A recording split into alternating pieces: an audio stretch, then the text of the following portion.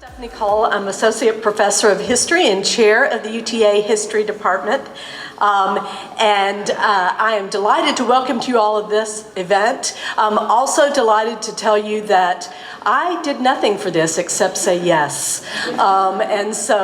This is the power of yes for me. I had a mentor in graduate school who said, Stephanie, say yes to everything you can say. And while this has sometimes burdened me with work I probably wish I didn't have, it also gets you beautiful moments like this. So the power of yes. So when Patrick pitched this idea for me, I knew it was a terrific idea, but I really didn't know just what a terrific job he would do putting it together. So on behalf of the History Department, I'm most grateful for his hard work. I'm also beholden, as I am every day of my career these days, to Julie Hazard and Joe Walcott, who make all of this possible. Here's Julie right here. Joe's off working somewhere, I'm sure. It's now my pleasure to bring to the podium Dean Elizabeth Newman. Dr. Newman joined UTA this past summer as Dean of College of Liberal Arts. She came to us from Stony Brook University in New York, where she was Vice Provost of Curriculum and Undergraduate Education. She's also an anthropologist who has an environmental and a historical approach to her research, and a university instructor who has incorporated video game design into her upper division history courses. Clearly, all this interdisciplinarity is exactly what made her a perfect fit for us here at UTA. We're so glad she's here on campus and here this afternoon. Please join me in welcoming her.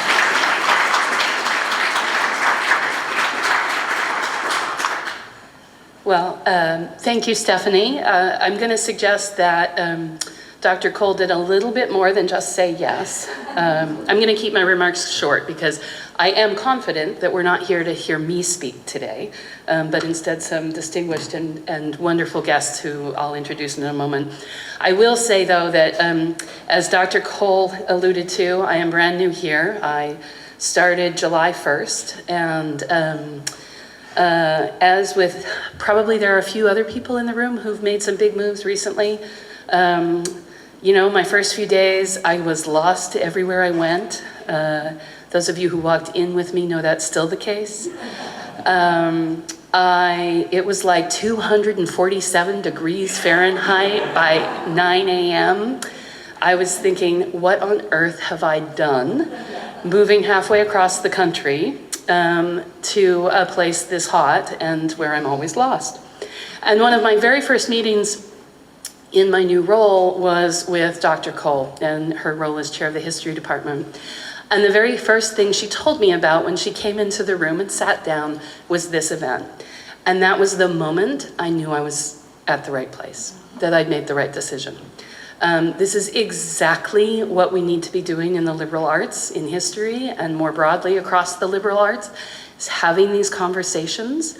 To the students in the room, this is a huge gift that you may not realize yet, but at your next family event, Thanksgiving, whatever, when that aunt or cousin or neighbor says, history, what are you going to do with that? By the end of today, you're going to have a whole new vocabulary to tell them exactly what you're going to do with that. Whether it is, you know, business, industry, or museums, or academia, you probably don't want to become a dean, but you can talk to me about that later. You've got so many options in front of you, and you are pursuing exactly the thing to make you successful, but not just successful, happy and fulfilled. So kudos to all of you for being smart enough to know that. And I'm looking forward to hearing about the paths from our guests today, who are going to be speaking about their own journeys. So we have three distinguished speakers today. Rishi Jaitly, who is a professor of practice and distinguished humanities fellow at Virginia Tech, where he leads the Institute for Leadership and Technology, which offers rising stars in the digital landscape, the nation's first executive credential in the humanities. So if there is any doubt about the demand in the quote-unquote real world for humanities studies, his very program is telling us exactly how much interest there is. Jaitly has spent 20 years as an entrepreneur and executive in the technology industry. He's been a speechwriter at Google for CEO Eric Schmidt. He was an early leader for Google and YouTube in South Asia. And he was Twitter's first executive in Asia Pacific, overseeing the launch of businesses from the Middle East through Australia. He's done a whole bunch of other stuff, which you can read about in the program, but he's going to talk about as well. But I'm very pleased to welcome him as one of the members of our panel today.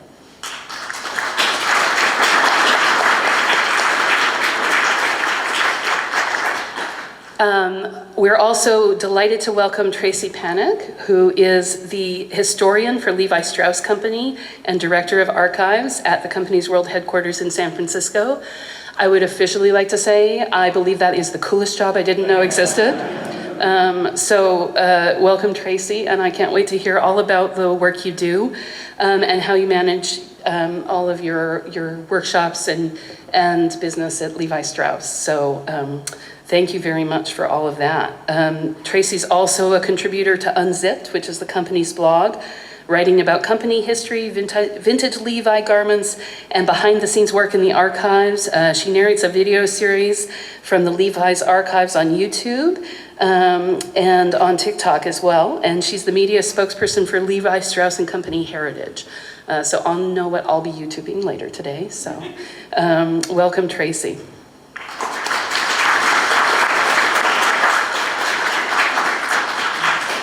And very last but not least, except perhaps alphabetically, we have Hubert Zydorek joining us from the Center for Global Business at the Naveen Jindal School of Management at UT Dallas. He partners with students, faculty, businesses, and communities to promote global business initiatives with more than 20 years of experience in international consulting, academic teaching, and management of design, development, and delivery of blended learning solutions for international clients. He has worked for Intellinex, an e-learning venture of Ernst & Young, and for Xerox Learning Solutions, and he has lived and worked in various countries in Europe and Asia.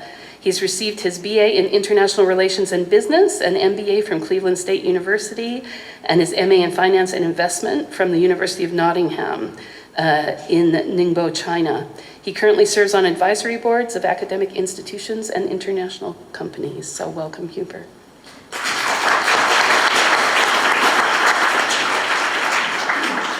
And without further ado, I'll turn this over to our moderator, Dr. Babaraki, who needs no introduction because he's also already done a phenomenal job of bringing us along today. So thank you all.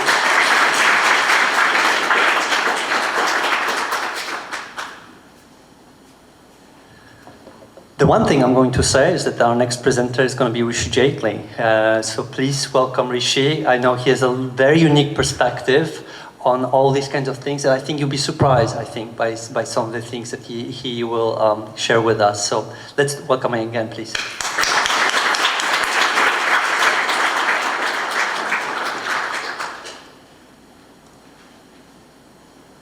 Computers have their own lives, so it's just rebooting.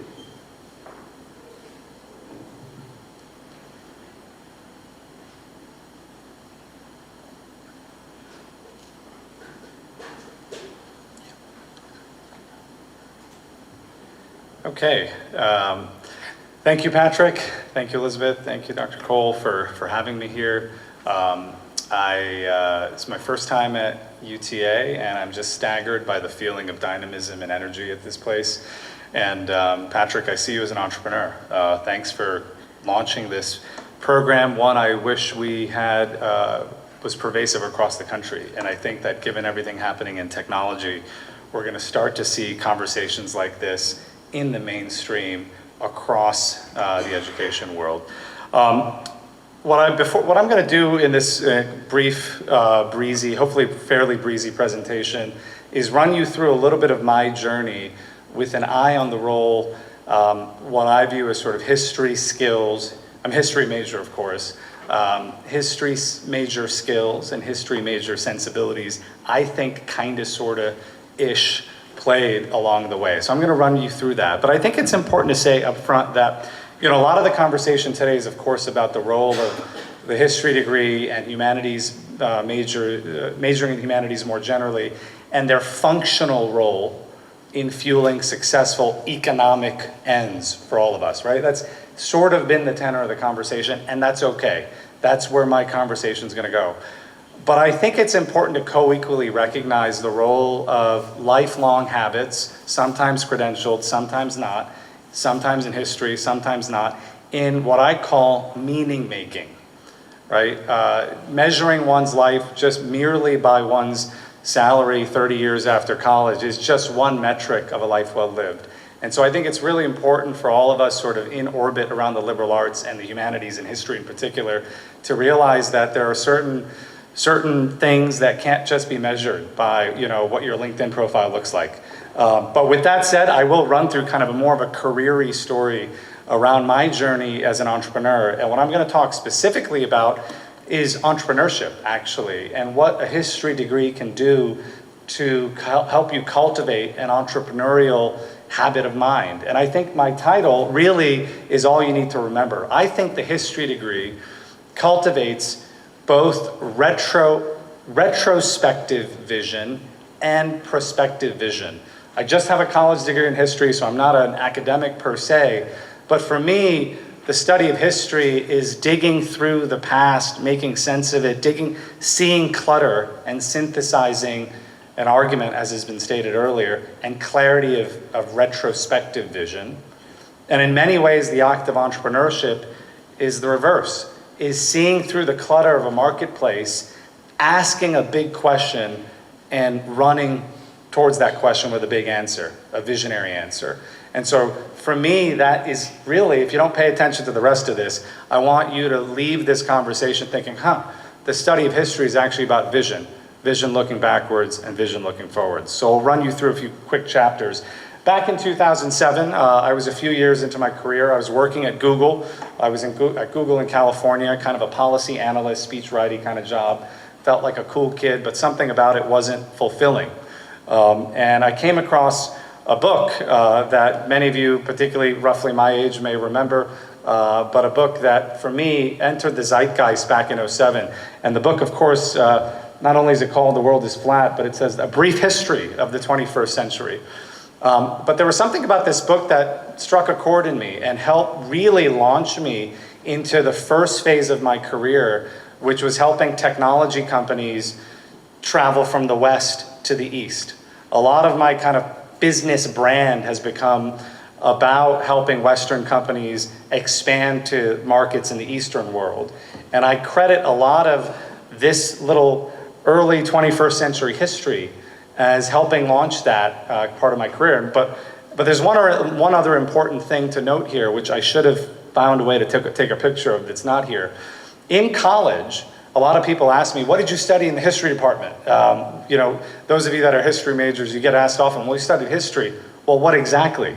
My independent work, my senior thesis, when I was 20 years old, 21 years old in the history department, was about the migration of soon-to-be Asian Americans, but folks from the Asian continent to the United States during the Cold War.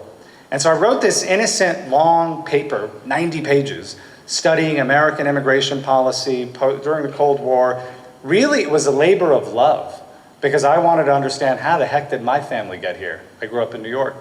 Little did I know that intellectual effort of mine, which I had no idea how it might make a difference in my career, really much of my career has been living my history department senior thesis. And so you don't know how the dots will connect, but they do, as long as you have an eye on intellectual joy. So those two pieces of writing, this piece of writing and my senior thesis, which I don't have a picture of, led to a career at Google where, not in California, I moved to South Asia to help launch for the company a variety of businesses and initiatives for the company in that part of the world. And a lot of being an expat when you're an American expat abroad representing a business, when you're helping American companies in particular enter new markets, there are one's sensibility matters a lot. Are you a transactional trying to do business, or are you curious about the place you're in? Are you curious about context? And I think one of the reasons I was successful in that part of the world was because I had a curious sensibility about how to do business with folks in digital, in the advertising world, in government, et cetera, which allowed me to be successful. Back then, of course, if you remember, digital was really taking off as an important tool in lots of different contexts, and storytelling for people, the arc of what's happening with technology and politics, was an important driver of driving adoption of then Google and YouTube and products like that. That today you may seem inevitable, we all use them, but there was a huge effort back in the 2000s to sell these products to skeptical politicians, governments, movie studios, sports television broadcasters, around why the heck should I be publishing on these platforms? But storytelling the arc using history department-ish sensibilities was really important. I started a bunch of things during this phase as well that I'll skip for a second.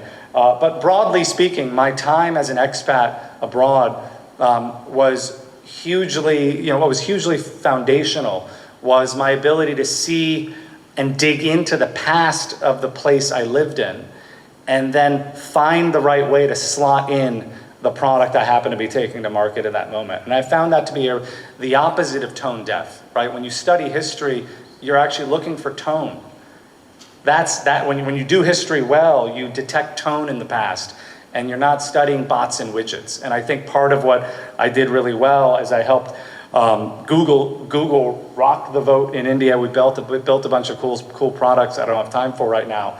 But these are all non-inevitable outcomes. Someone else with my job in the 2000s, who maybe was a hardcore business dude, and I saw a lot of them, or just an engineer, may not have sensed with his or her right brain what was happening in the marketplace, the mood of the nation, points of pain of customers I was talking to, and navigated their way to a product that earned the respect of folks in these other countries. We see today, of course, there's a lot of hostility to Western tech, but I think in those days we operated, some of the early people at those companies were a little less businessy, if I may say so myself, and a bit more generalist athletic. Now, flash forward to 2010, that's chapter 1. Chapter 2 of my career, I was an entrepreneur in Detroit. My wife's from Detroit, and a lot of people were like, wait, you're gonna leave Google to go to Detroit to start a nonprofit? Yes, I did. And the reason I did it actually anchors in history. I was reading a lot of content back then about the tragedy of Detroit. The Great Recession was a thing. My wife grew up there. People are passionate about this place. Dark ages in The Economist. And one of the things I detected was that this place had extraordinary history, right? This is a city and a state that had produced been a beacon in the American 20th century, the arsenal of democracy, some would say. And there was a lot of pride and passion in this place. And I said, that's a juxtaposition. Here I am, kind of a historian. I'm like, here's a place that had peak, now seemingly has hit rock bottom, but there's a lot of energy still in its people, wherever they are. And so a question I asked, a historic question actually, was, what if John F. Kennedy had started the Peace Corps, not in 1960, in Michigan, by the way, but in 2010? Wouldn't it look more internet-y? So I started an online platform called Michigan Corps, Ask What You Can Do for Your State. We started an internet digital platform, my first real startup, that helped people from Detroit and from Michigan use the internet to make change in their local community, to tell stories, connect with one another, make loans to small businesses, donate to nonprofits, et cetera, et cetera, et cetera.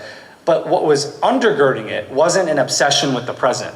What was driving it was kind of an orientation around thinking about the arc of how service and civic engagement had been happening in America for decades, and how we'd sometimes been asking people to do 2 years of service or 6 months of AmeriCorps instead of meeting people where they are with an internet product. And that historic story, history-based story I told, was how I did my fundraising. It's what captivated people, actually. You walk into a room and you're opening with this story about Senator Kennedy in Ann Arbor and the Peace Corps, and they can't stop listening.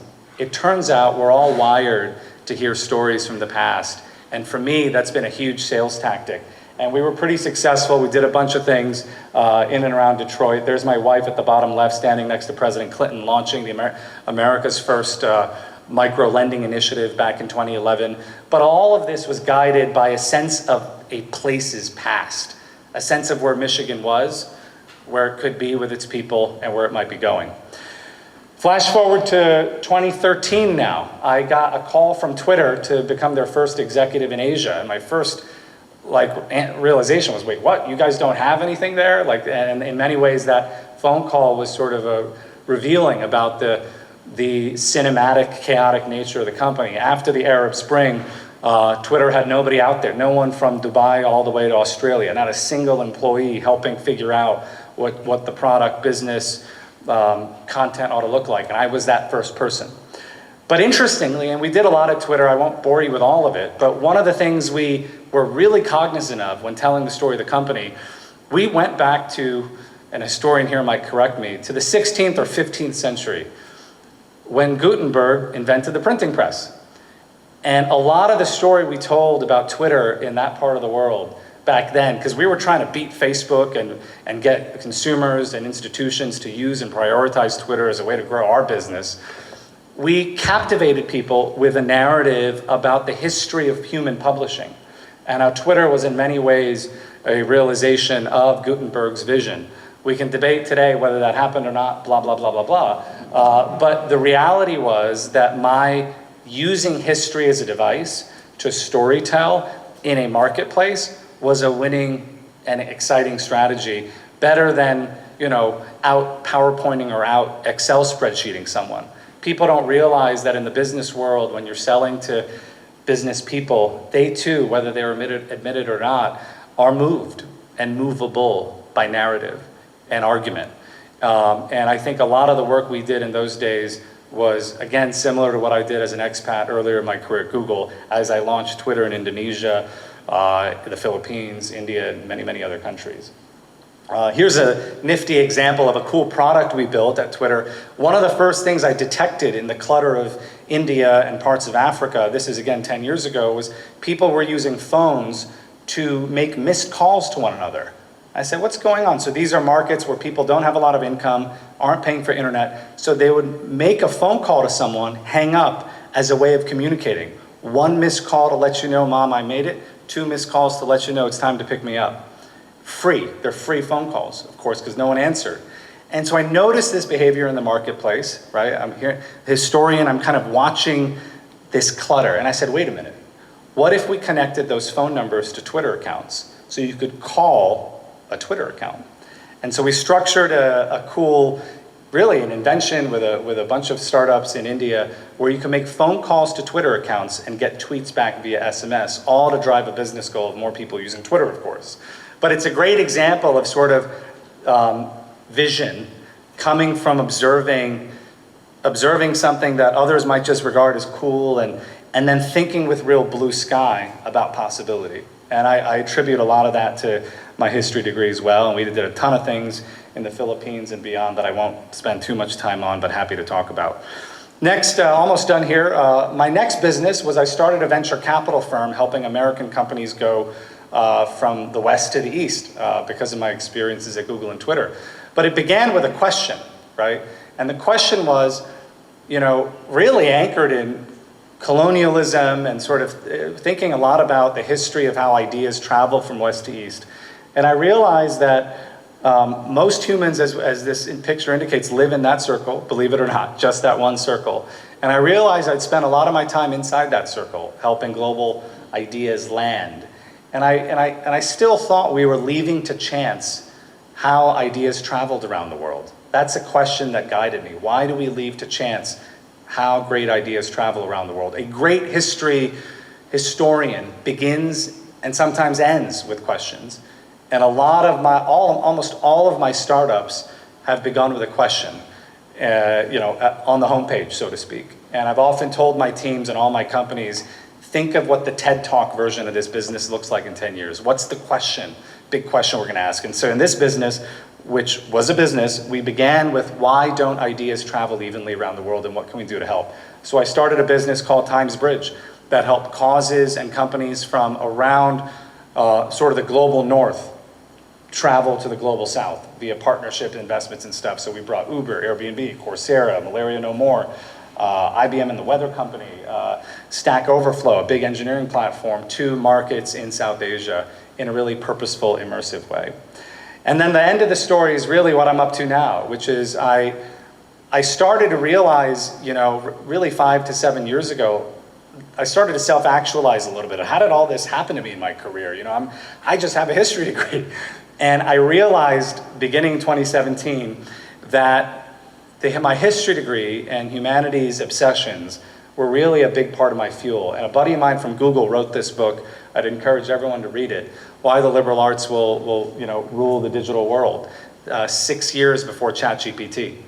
And he talked about how the founders of Airbnb are designers, the founder of AOL is a history major, the founder of Slack is a philosophy major. And for the first time in my life, I felt unafraid to acknowledge my humanist roots. And so I started getting involved in a bunch of organizations. I lived in Chicago then and got involved in Virginia Humanities, the board of Virginia Humanities, where I live right now. And I started asking a new set of questions, the way I think historians do. And I started wondering, well, why, flash forwarding a little bit, why doesn't the world have an executive degree in the humanities? Here we are as a country debating what everyone should be majoring in, and I think everyone should major in history, by the way. But it seems to me that the future of the humanities might lie in a deeply felt, rigorously honed, lifelong habit. And I said, I gotta go build this startup. And so I moved my family to the mountains of the Blue Ridge in Western Virginia. And at Virginia Tech a few months ago launched something called the Institute for Leadership and Technology. And the frame is, you'll see there, a question. Again, what's the superpower of the future? In a world in which AI can create that image, created by DALL-E this morning, in a world where financial analysis and summaries can happen on AI, what's going to be the superpower in the room in 20 years when you're sitting in a meeting and someone says something, you say, that person, there's something they've got that I want. What is it? I think it'll emanate from the humanities. And so in literally 2 days, we're announcing our class of 2024. We've got a dozen executives from lots of companies you've heard of, all coming to Virginia Tech to study history, to study religion, to study philosophy, to study literature, creative writing, because they know that that's how you transition from mere leadership to stewardship. And we know our technology landscape needs a little bit of that. Thank you so much. Looking forward to the conversation.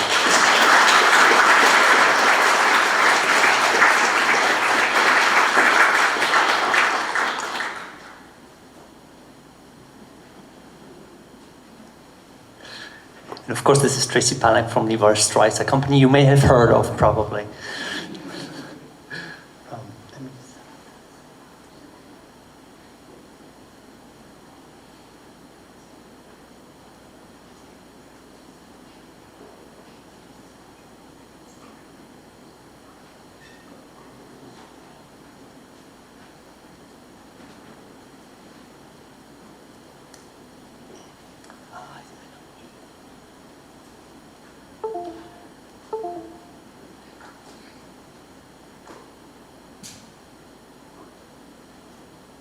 If the engineers are having trouble with humanities, humanists have trouble with the engineering sometimes.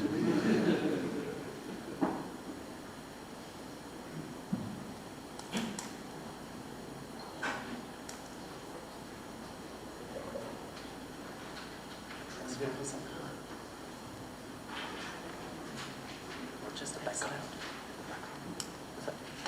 You can't exit out of it.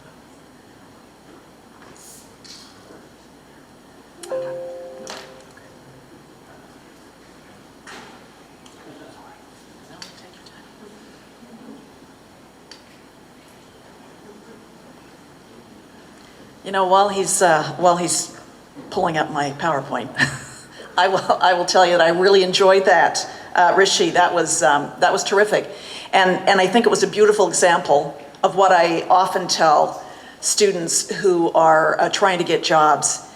You really need to be able to present yourself, tell your story, and do it effectively. That was beautifully done. Thank you. Thank you. Anyone wearing blue jeans here? Well, we're going to talk about that. This is the milestone year for Levi Strauss and Company. If you love or have worn blue jeans at some point in your life, you will appreciate that they are, this year, 150 years old. And one of the jobs that I do at the company is keeping track of important milestone moments so that we can celebrate them. Okay. Does that mean I'm good? Okay. I'm Tracey Panek, super excited to be here at UTA. My first time here as well. And thank you to Patrick and the others who have put this on. Coming in here and seeing so many students, I thought back to my days when I just finished my graduate degree, and I was thinking about what I was going to do in my career. And I luckily had done some internships. I had attended some professional meetings, and it was while I was at one of those meetings that I saw the historian and archivist for Hewlett-Packard speak. She had just been hired out from Harvard University to go up and to the West Coast and set up their archives. And she spoke, and I said, "That's what I want to do. I want to work in a business," and that's what I ended up doing. So when I finished my degree, I got into corporate, the corporate world, where I've been ever since. I started part-time, making my way up. I started with cell phones. A company that launched cellular service at the Los Angeles Olympics in 1984, went from there after a merger and acquisition, which sometimes happens in business, and then you have to think about what you're going to do next. I went from there to AAA, the Auto Club, which was started in San Francisco, that club in 1900. And then I was there for a number of years and moved to Levi Strauss and Company, which I'm going to talk about and use as a case study of how it is that we use history in our business and what my experience has been there. We are at 170 years old this year.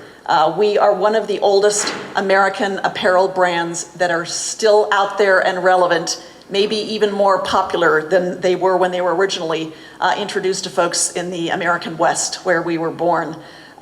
We started in 1853 during the California Gold Rush, and it was a company that was formed by an immigrant to America, Levi Strauss, who came from Germany and eventually ended up in San Francisco during the Gold Rush, like everyone else that was coming at that time, but he wasn't there to look for gold. He set up a dry goods wholesale business, and he sold everything from umbrellas and underwear to fabric. And he became incredibly successful. This is a look at the company headquarters on Battery Street in the 1880s in San Francisco. We're still on Battery Street today, but a little further north. And if you've been to San Francisco and gone up to Coit Tower, Telegraph Hill, we're just at the base of Coit Tower. But all of those men that you see pictured in their bowler hats, those were Levi's sales force, who would go out across the American West, from as far north as Washington down to New Mexico, Arizona, and of course Texas, selling dry goods, until the company received a letter from the man who's pictured on the left there. The man on the right is an older Levi Strauss. He's now 20 years into his business in San Francisco, has been very successful. But the man on the left is one of Levi's customers. He was a tailor living in Reno, Nevada. Reno was very close to Virginia City, where the Comstock silver lode had been discovered. And a lot of the money that helped fuel and build early San Francisco came from the Comstock. And he had a tailor shop there in Reno. He was making clothing for people, and he came up with the idea. He was trying to create a pair of pants that would be sturdier than what he'd seen that was being sold. And he had the idea, if you take a little piece of metal and add it to the pockets of a pair of pants, you wouldn't tear. Once you put your hands in and out, they wouldn't tear as quickly. And those riveted denim pants were selling like hotcakes, and he couldn't keep up with the demand. So he wrote to his fabric supplier, Levi Strauss in San Francisco, ordered some fabric and other materials, and then asked if the company wanted to take out a patent for this unusual process of riveting pants. Levi hadn't done any manufacturing up to this date. He was an importer-exporter of dry goods, but he agreed. And on May 20th, 1873, let me get my dates right, 1873, 150 years this year, the patent was granted. It was referred to as an improvement in fastening pocket openings, but we call it the birthday of the modern blue jean, or 501 day, because that's what that pant became known as, just that simple lot number 501. And in 1886, the company created a trademark, knowing that the patent was going to expire. Patents don't last forever, and they wanted something that people, even those who didn't speak English, could recognize quickly. So those two horses with a pair of our overalls in the middle, that was an indicator that if they wanted the original riveted denim pant, look for the two-horse brand. And one of my jobs at the company, aside from keeping track of important milestones, like the 150th anniversary of the 501, which I told the company about 5 years ago, so we would have plenty of time to prepare. Another job is working with legal to protect our trademarks and patents and make sure that we can demonstrate first use of them and continue to do that as we go global and to other countries.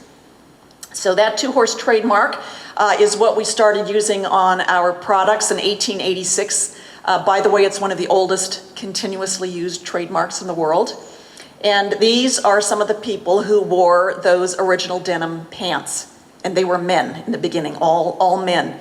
Blue-collar workers, miners, lumberjacks, cowboys, farmers, anyone who needed tough pants.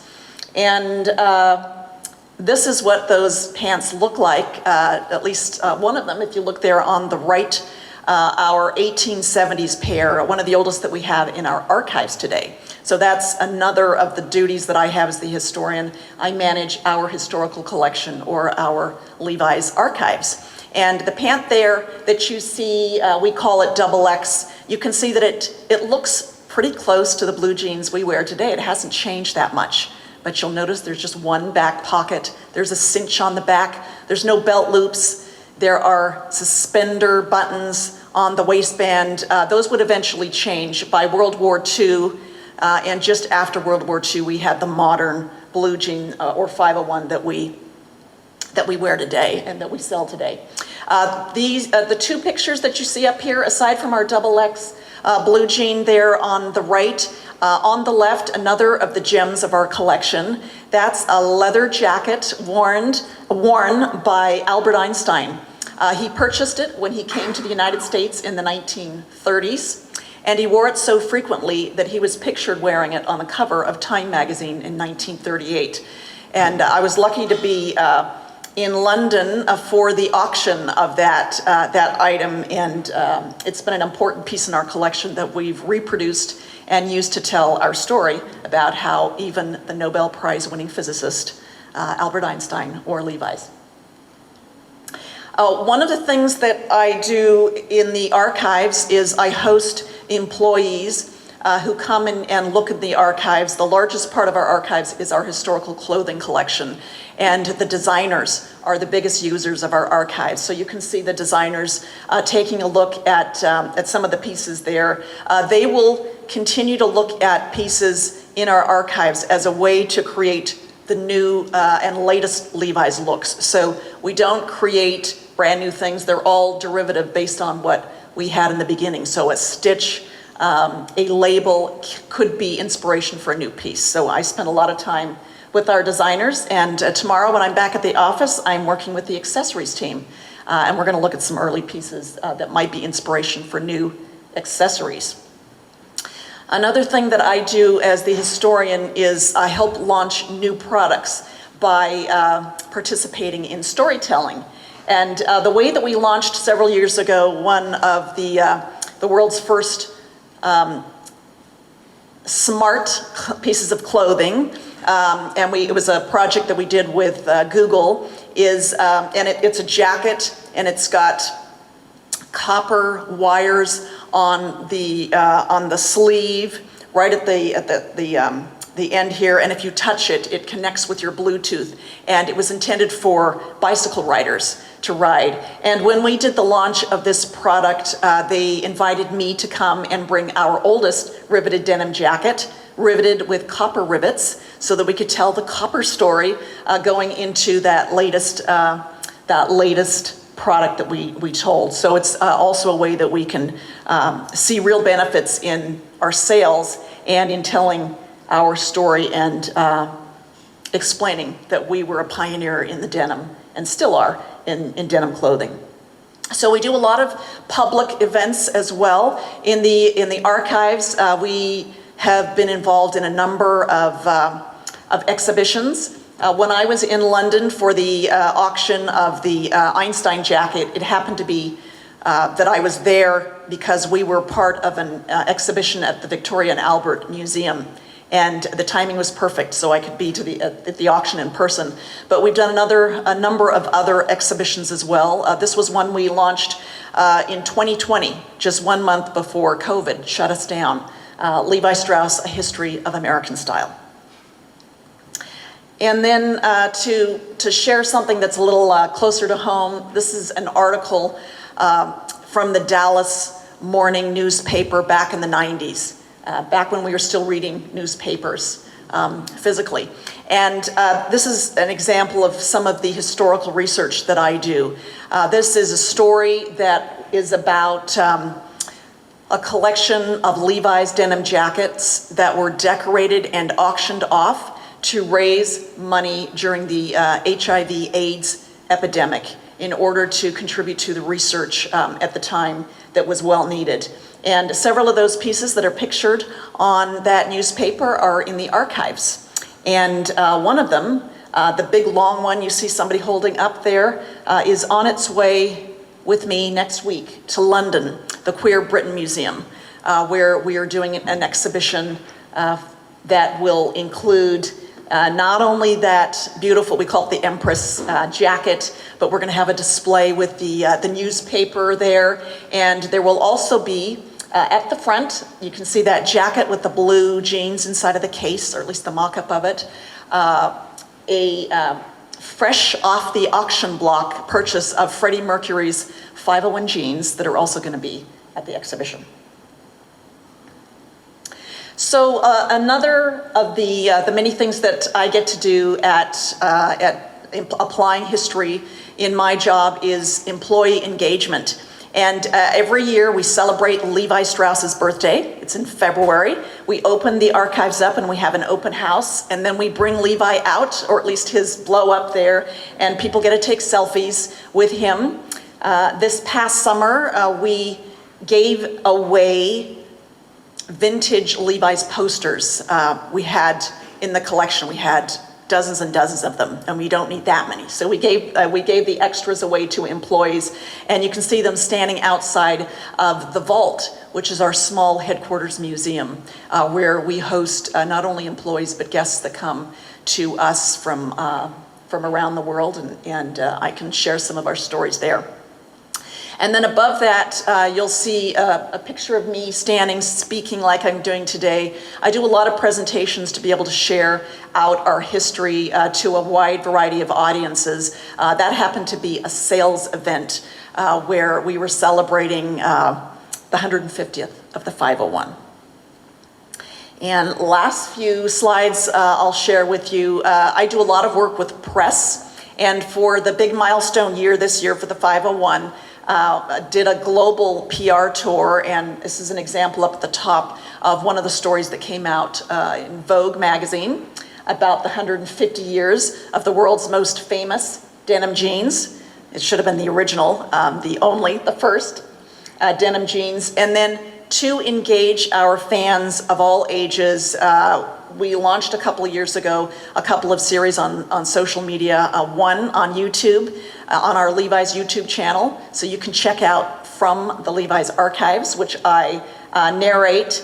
And last month we did a back to school Levi's students past and present, which was fun.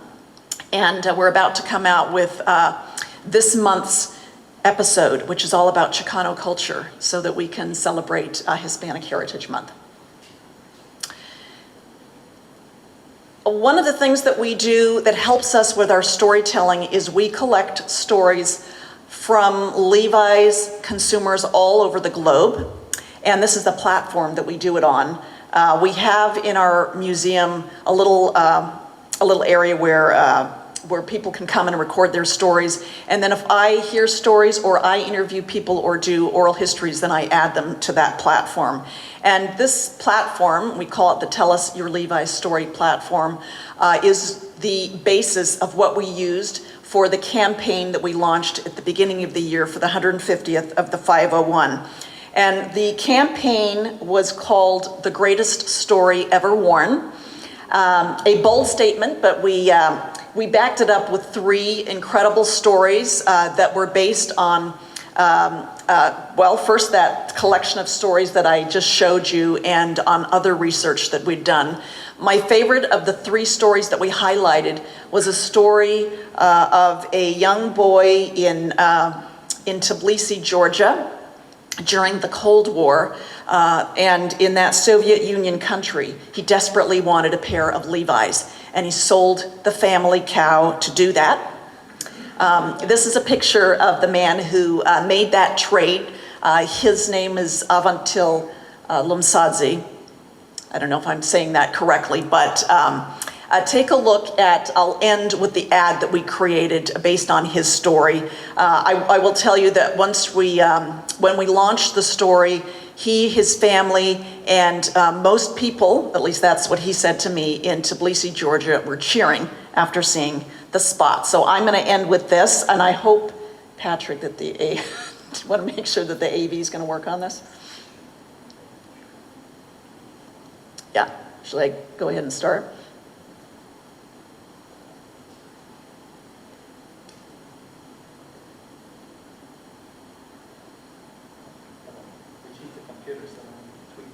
Yeah, it's not as good without the sound. So we'll wait a minute. While he's doing that, I'll tell you that we were very proud of the campaign, and it actually won. Are we good? It actually won a Cannes Lions Award, which is one of the marketing indicators that you've done really well. In the marketing world, that's what you want to get, one of those awards. And I was able to speak about it and went to Cannes this summer to talk about how that story came about. Okay, all right, let's give it a go.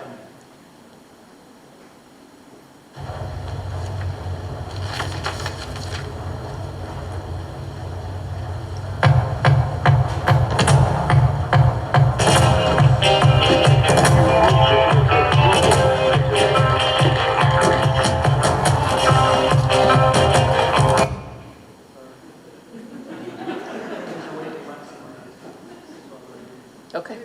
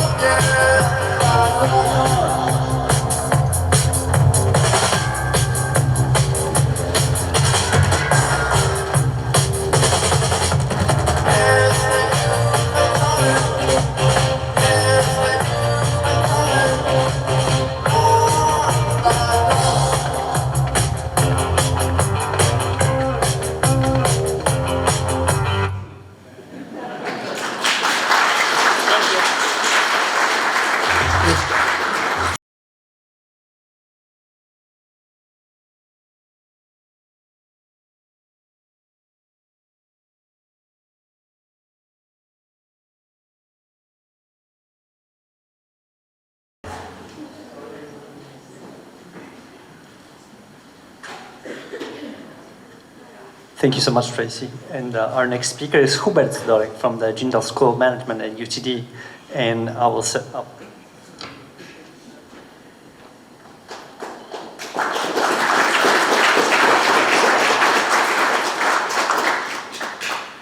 Thank you, Patrick. Good afternoon, everyone. My name is Hubert Zydorek. I'm Program Director and the Director of the Center for Global Business at the Navin Jindal School of Management. I'd like to thank the leadership of UT Arlington, the leadership of the department, and Patrick for putting this fantastic event together. I think this topic deserves more than just a few hours today. I think this is going to be a continuing dialogue and just the beginning of a lot more to come. Every single element of the conversation that was mentioned today deserves a separate conversation. And I hope we are going to be able to partner together in future conversations. I think, thank you to Rishi and Tracey for a fantastic story. I think we all share something in common. I've never been at UT Arlington before, so this is my first time as well. Although I live about 40 miles away from here. So hopefully this is not the last time we're going to be able to come here and share our thoughts and experiences. So when I look at this topic, the importance of applied history in shaping future global business leaders, I keep in mind the future leaders of history major, but also my students. I lead an undergraduate program within the School of Management titled Global Business. Our students are asking very similar questions that what your students are asking. What am I going to do with my majors? What kind of skills and competencies do I need? What kind of experiences do I need to have in order to become global professionals, leaders, managers? So when I selected that topic, I was thinking about how we can complement each other. So short story about myself, and I like when Rishi talked about the world is flat. Of course, that book also made an impact on a lot of people around the world. Made an impact on my students, on the students who are reading that book, and look at the shifts that have changed the world over the last 2 decades. Okay, Thomas Friedman talks about the 10 flatteners, right? And I'm going to cover one of those flatteners in my presentation. One of the things that historians and international business argue with the world is flat is the world flat or is it spiky? Okay, do people have equal opportunities around the world, or there are certain pockets around the world that have more opportunities than others? Okay. I'm not a historian.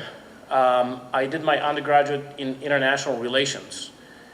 That makes me curious about the world, the languages. That makes me curious about what's happening in the world and how can we possibly make an impact by becoming global professionals and change makers.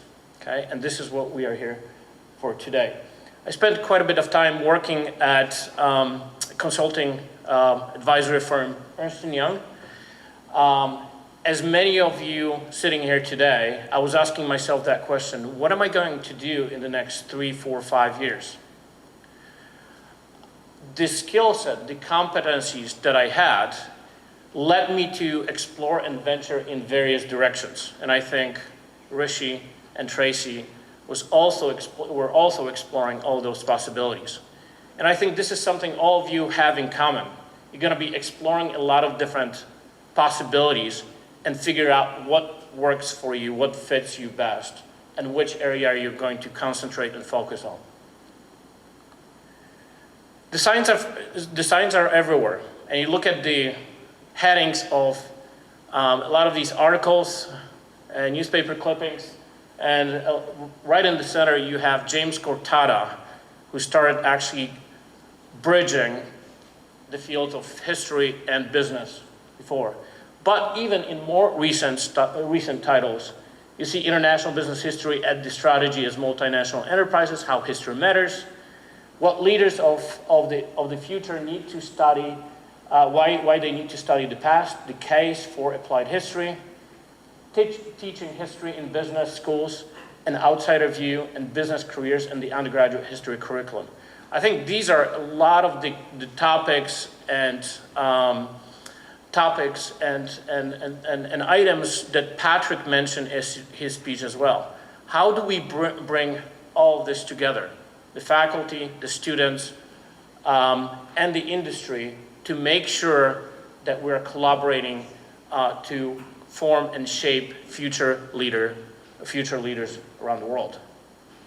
Now, I was reading prior to this event today, I was reading a number of articles, and one that really stood out, and I think it's going to be emphasized throughout this event today, is this article by Lawrence de Graaf from 1981. It emphasizes all the skills and competencies that you are learning through UT Arlington's history program. Okay? You have the liberal learning that opens your mind to a variety of cultures, values, and patterns. Your writing skills are phenomenal. Your research process, you're able to perform quality analysis findings and provide sound business recommendations. You're able to organize large amounts of information. You're able to offer a unique perspective on the pattern and meaning of events over time. And you're able to think about broader context. You're able to seek cause and effect relationship in a wider scope. And lastly, you provide a broader view of data needed to reach a business decision and offer a more critical outlook on data analysis. I can't stress this enough, and I think this was covered in every single presentation here today. So about 20 years ago, when I realized that my journey is going to take me as part of the consulting and learning and development branch of Ernst & Young, my first assignment was to work with fraud investigation and advisory services at EY. My first assignment was to meet with 3 consultants from Ernst & Young and understand what kind of learning and development we were going to develop. Obviously, the first question that came out during our breakfast conversation was, how did you end up at EY working for fraud investigation and advisory services? We are history majors. 2 out of 3 told me. That shocked me. I was a business major. What are you doing at an accounting and advisory firm as a history major? Well, the message was clear. All the skills and competencies that you saw on the previous slide apply to advisory consulting services, okay? So please think about the skills and competencies that you need to apply in a wider area of business around the world. We're not talking about the American domestic business, we're talking about global business here. This is my challenge. I have about 250 students in my program, and I think you have around 300 students in your programs. But this is my challenge. When I ask my students what events took place in 1989 in Europe that changed the trajectory of economic development and business environment on the European continent, very few students can give me an answer. Okay? So this is the challenge for business schools right now, right? You think you have a challenge? We have a challenge as well. And I think we need to complement each other. We need to talk to each other. We need to connect with each other to answer these questions. Because without understanding the past, what happened in 1989, one of the flatteners that Thomas Friedman quotes is the fall of the Berlin Wall. Why does that matter to what's happening in Europe right now? How it mattered in the integration of the European countries, the generation of the European Union. So these are my concerns right now that we're trying to address with students. Another example here that I try to really bring before we continue talking about what's happening with China, what kind of business activities are happening in China with China right now. Students don't have that background, that context that takes us back to late 1970s, 1979, when Deng Xiaoping decided to open up the country to foreign direct investment. That is my challenge, because a lot of students of business see what they see right now on the news. It's very hard for them to actually understand and learn the context here. But those changes in 1979 made an impact on the world. What you see here is obviously the growth of cities around China. Shanghai is an example from 1980s to 2000s. And one of the first foreign direct investment into China was a company called Volkswagen, one of the German car companies.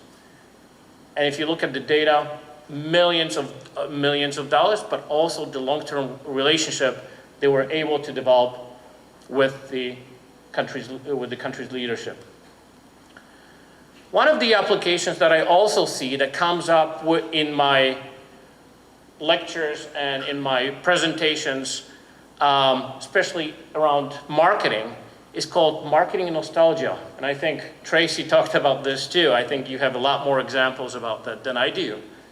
But you see Coca-Cola, you see Volkswagen here, that uses what's called marketing nostalgia. Understanding what worked in the past and bringing that to the future. Bringing that to where we are going to see the new product, the new concept, and so on and so forth. A few examples from my recent trips. One of the perks of working at the university in my role is I get to take students on exciting journeys around the world, at least twice a year. Obviously, that wasn't possible during COVID. So right now, we're trying to make up for the lost time during COVID. We're trying to take students to a lot of parts of the world that we haven't been to yet. During spring break in March, I had a chance to take a group of students to Rome. I don't have to tell you about history of Rome. You know a lot better than I do. But bringing history and business in Rome was quite exciting for my business students. Why? One of the companies we visited, and I want to tell you that it's not only a cultural trip, it's not only fun to have gelato and pizza in the city of Rome, although it's great, we actually get to spend time with really great international, domestic, and startup companies in these countries and in these cities. So one of the companies, or one of the institutions that we visited in Rome was the mobility department of Rome. Okay? The mobility department of Rome is in charge of creating a sustainable mobile city of Rome, this city of the future. As you can imagine, large numbers of tourists come to Rome every single year. That takes a huge toll on the city's infrastructure. They have a really challenging problem on their hands. How do we create a sustainable city? They received a multi-million-dollar grant from the European Union to do this. The gentleman that was talking to us about this situation said, the first thing that we did, we hired historians. Why? Because they need to work with urban planning, they need to work with business, because look at our city, it's all history. Another example, about 3 weeks ago, I had a chance to spend 10 days with my students in a country called Taiwan.